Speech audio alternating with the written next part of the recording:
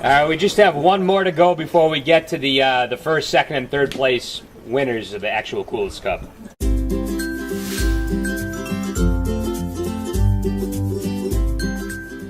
So this is one of our favorites. It's the I've Got a Good Feeling About This award. And this actually started long ago. It's been continuing. We got a perennial trophy. It's become a big thing. It actually started when Bully broke a fishing pole over his head after a couple too many menage a trois wines, red wines. And it's just gone on from there. He doesn't drink. No. The fishing season can be a long and arduous one. While most awards celebrate an achievement, there is never a season that goes by without a mishap. This year, once again, there were more mishaps than ever before. For the fourth year in a row, the Kulis Cup Committee would like to present the annual I've Got a Good Feeling About This award. Named after an oft-heard Bruceism, this award celebrates an event or action by an individual that didn't exactly exude Kulis Cup greatness. Whether it be a one-time lapse in judgment, an embarrassing mistake, or a common occurrence, very few of us are professionals 100% of the time. We only ask that anglers try to keep it safe out there. It's not an award that you want to strive for. The Kulis Cup Committee has taken many nominations for the I've Got a Good Feeling About This award this season. Looking back, some of our favorites include, and there's a list of like 40 items here. I'll just read a few. The whole list, Brad, I'm going to just read a few. Joe Lone Wolf Kulis ice fishing in 80-degree weather, but at least he wore a life vest. Ryan Noon's blowing the air suspension in his truck at High Head, and he's a common nomination. Ken McKenzie, Justin Clayfield, Ken usually kayaking, Justin swimming towards the Great White tagging vessel out there at High Head. The Ship of Fools being involved in yet another hook through the hand. Don Nelson being snuck up on by a coyote in the fog at Race Point. New York Brad Hall having his kayak striper grabbed by a shark out at the pot lines. I broke my brand new Mojo rod at the canal. Sore spot. Jeff slicing open his finger on his first fillet job of the year. The list goes on and on. It's bad. Corey Noons taking a spill at the canal. Jeff and Billy Sousa having endless boat issues. Rich Wood back in the hospital for another infection based on his spill at Halloween 3 years ago, dressed as the Pope. Cheryl getting pulled in the water in a full sweatsuit by a 31.5 inch. But she got the provider award.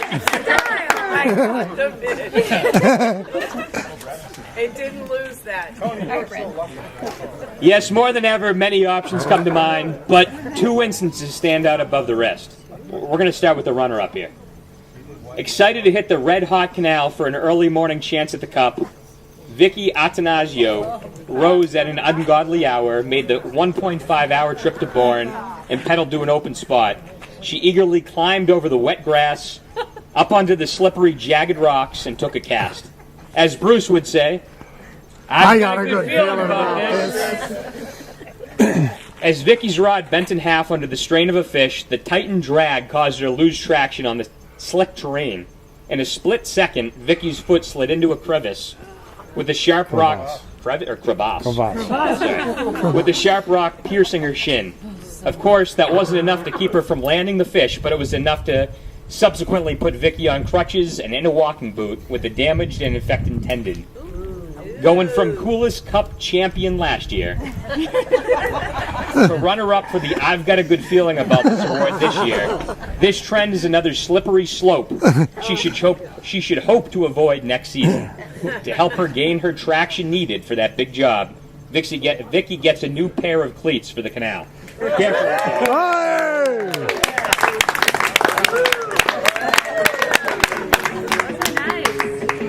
It could be worse. I could have the trophy. We need a picture. I could have the shitter trophy. Oh, get closer. We need a picture. Could be way worse. Sometimes a situation just so perfectly fits the description of an award that there is only one clear choice. With the tuna bite hot, Joe Lone Wolf Kulis joined Captain Crash Souza for a day of giant fishing on board the Crash. While they didn't have any action, the nearby book and charters quickly hooked a 93-inch bluefin. As Captain Eric was solo for the day, he needed help harpooning and landing the beast. In comes Joe for the rescue.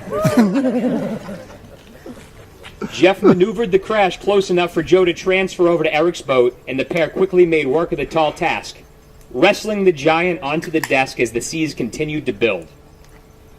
With the hero's task complete, it was time for Joe to transfer back to the crash.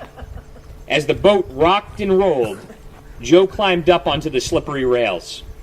As Bruce would say, I got a good feeling about this. I've got a good feeling about this. Exactly. Jeff slowly maneuvered his boat towards the other vessel, with the strong chop creating a herky-jerky motion. The timing would have to be perfect. Right as Jeff's stern was within reaching distance from Lone Wolf, Joe took his calculated and athletic jump. Unfortunately for him, at the exact moment, a wave nearly forced the two boats into a collision, and Jeff had to quickly pull away unexpectedly. Joe completely missed Jeff's boat, plunging into the frigid and bloody water. From what we've heard, Jeff's never seen anybody swim so fast.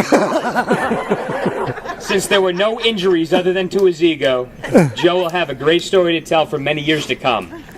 Joe takes home this I've Got a Good Feeling About This award, entitled Tuna Assist plus Boat Transfer equals Wolfie Paddle. Hopefully this is a one-time thing, Joe.